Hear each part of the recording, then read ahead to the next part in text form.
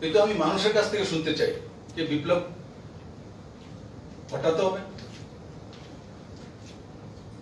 আমি আগামী রবিবার 13 তারিখ আস্তাবল ময়দানে নিচে যাব। আমি সমস্ত ত্রিপুরাবাসীকে নিবেদন করব, আপনারা এসে বলুন কি করব। আমি চলে যাব না থাকবো, জনতার কাছে আমি প্রশ্ন করব। 37 ত্রিপুরাবাসীর কাছে আমার নিবেদন, আসুন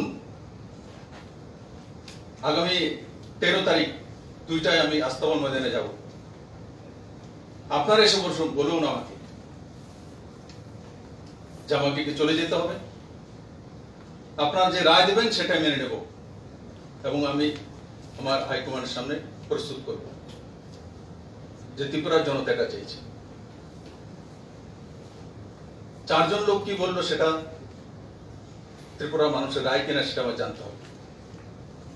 আমি সমস্ত ত্রিপুরাবাসীকে আবারও আপনাদের মাধ্যমে করজোরে নিবেদন করব, আসুন, যদি বিপ্লব ভালো লাগে সেটা বলুন, আর যদি না লাগে আমাকে বলুন। আমি কাজ করার চাই। কোন লোক মাফিয়াগিরি করতে চাইবে,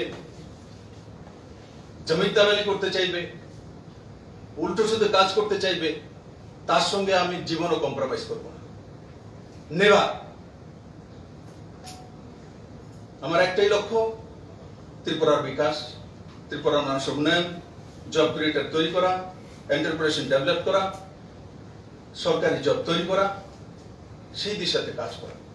আমি আরেকটা বিষয় আপনাদের সামনে বলবো, আজকে 10,323 যারাই আছেন, যে ভ্যাকেন্সি গুলো এখন বেরিয়েছে তার জন্য প্রস্তুতি করুন, তৈরি করুন।